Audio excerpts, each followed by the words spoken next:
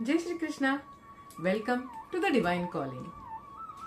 हम सब मनुष्य आज के जमाने में संसार में इतना डूब चुके हैं, अपने लाइफस्टाइल्स में, अपने पढ़ाई में, अपने बिजनेसेस में इतना इतना गहरा उतर चुके हैं कि अगर गलती से भी कभी नारायण ने, प्रभु ने हमें दर्शन देने का सोचा तो हमें तो वो भी नहीं पता कि उनसे बातें क्या करेंगे या उनसे मांगेंगे क्या। ये एक्सप्लेन करने के लिए मैं छोटी सी कहानी सुनाती हूँ आपको। एक गांव था जिसमें एक सेठ रहता था, बहुत बहुत पैसे वाला, लेकिन एक नंबर का कंजूस। Let us name him Mayalal. Mayalal के बहुत बड़े बड़े बिजनेस चलते थे, बहुत उसका खेती बाड़ी बहुत थे, उसके बहुत जमीनें थी, उसके पास बहुत बहुत पैसे वाला था।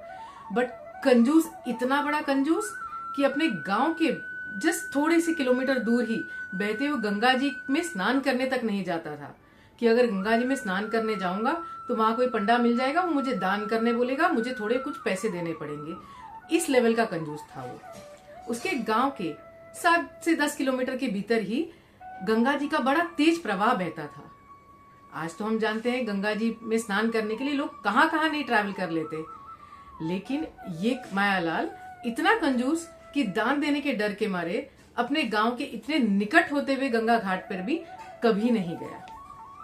काफी उम्र बीत गई, बुढ़ापा आ गया, बट उसने गंगा जी का स्नान कभी नहीं किया। एक दिन उसकी पत्नी ने सोचा कि उम्र हो चली है, न जाने नारायण का बुलावा कब आ जाए और मेरा पति इतना कंजूस कि कभी गंगा जी का स्नान करने ही नहीं गया। तो उस दिन उसने एकदम जबरदस्त हट कर ली।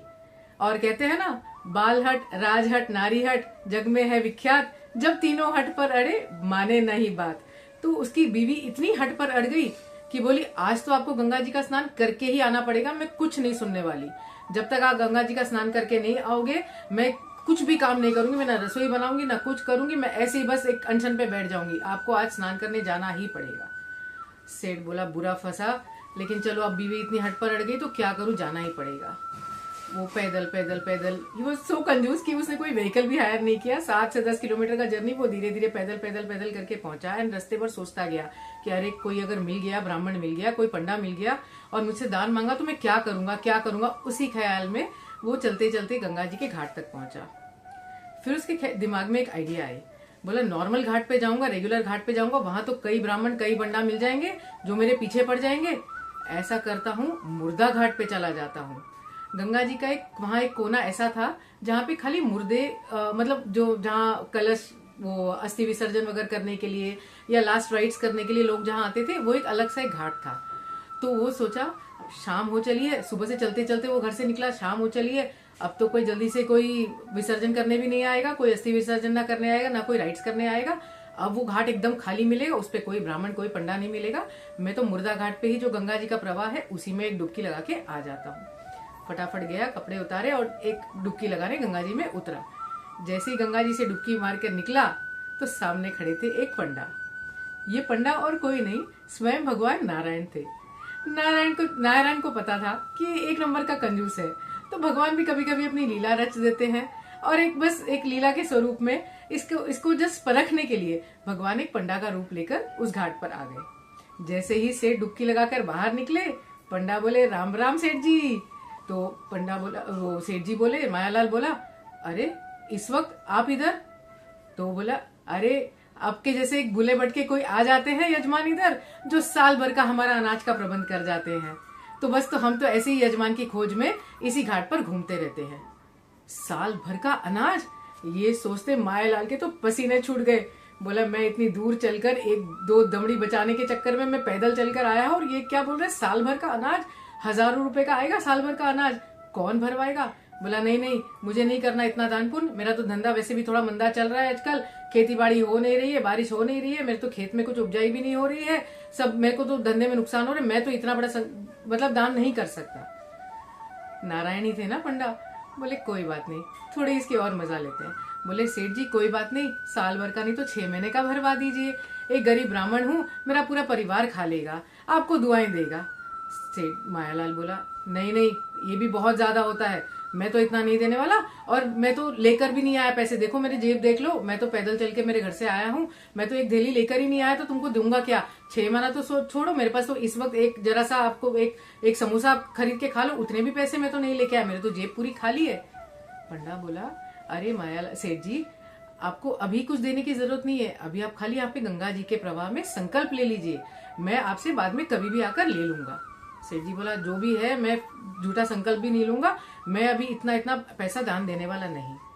पंडा बोला, सेठ जी चलो 6 महीने का नहीं, 1 महीने का ही अनाज भरा दो, इतना तो कृपा करो एक गरीब ब्राह्मण के ऊपर।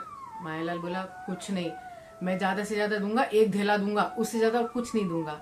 उस जमाने में करेंसी का एक डिनोमिनेशन होता था, 1 धेला, जैसे हम 4 आना 8 आना बोलते, वैसे 1 धेला बोला जाता था।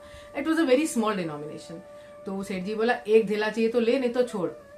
नारायण थे ना पंडा, चलो और मजा लेते हैं। बोला, कोई बात नहीं सेठ जी, 1 धेले का ही संकल्प ले लीजिए, लेकिन संकल्प लीजिए तो सही। उसी वक्त सेठ जी के हाथ में जल दिया और 1 धेले का दान लेने का संकल्प करवा लिया उनसे।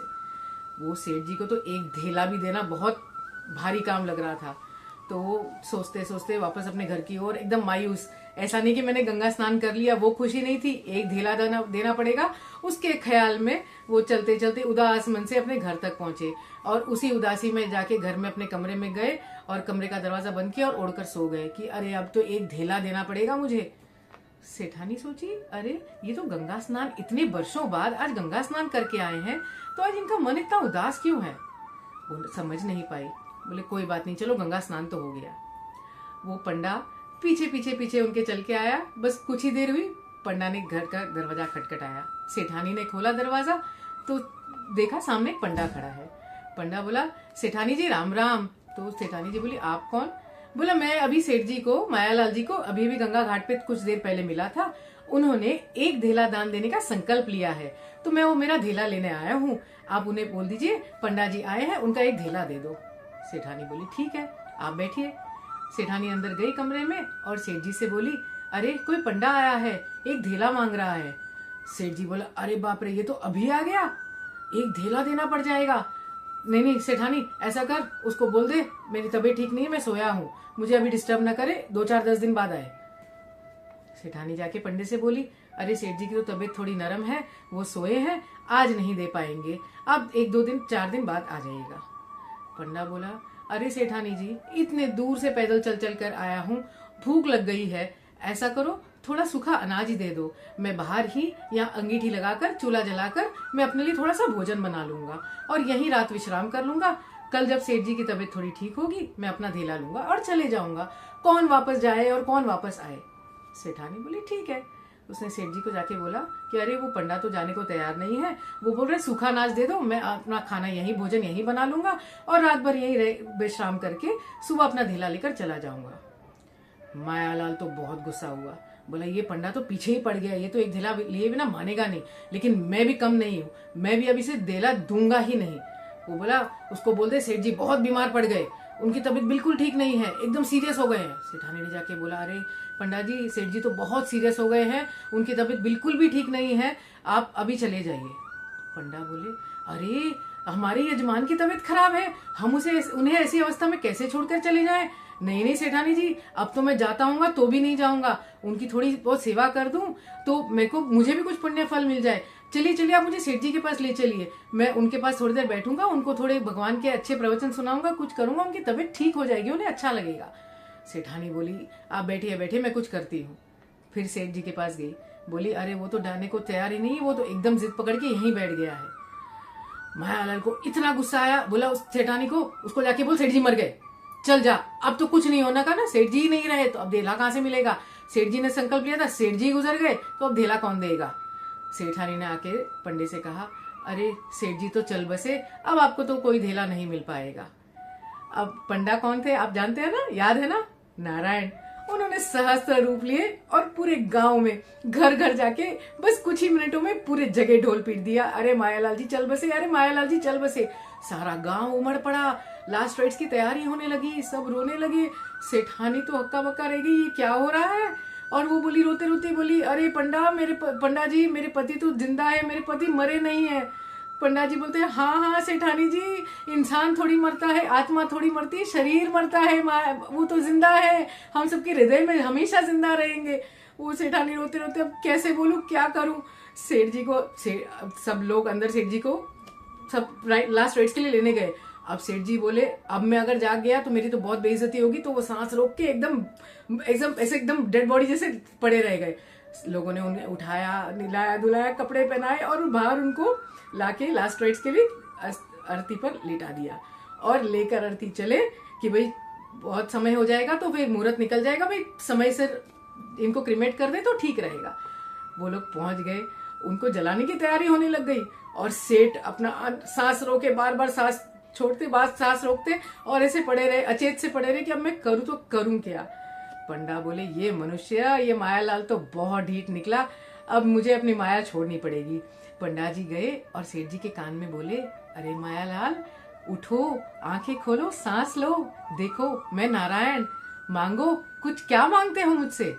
मायालाल ने आंख खोली, देखा तो सामने पंडा, फिर आंख बंद कर ली, बोला नहीं नहीं नहीं, मैं तो मर चुका हूं, मैं तो जिंदा ही नहीं हूं, मैं तो मर चुका हूं। पंडा फिर से बोले अरे मायालाल मैं पंडे के स्वरूप में नारायण हूं, देख तो सही, आंखें तो खोल। पंडा सेठ जी ने आंखें खोली तो देखा वहां पे पंडा खड़ा है और पंडा बोला अरे सेठ मायालाल मैं नारायण हूं, मांग, मुझसे क्या मांगता है। मायालाल ने क्या पूछा मांगा पता है? अरे पंडा जी मेरा एक धेला छोड़ दो।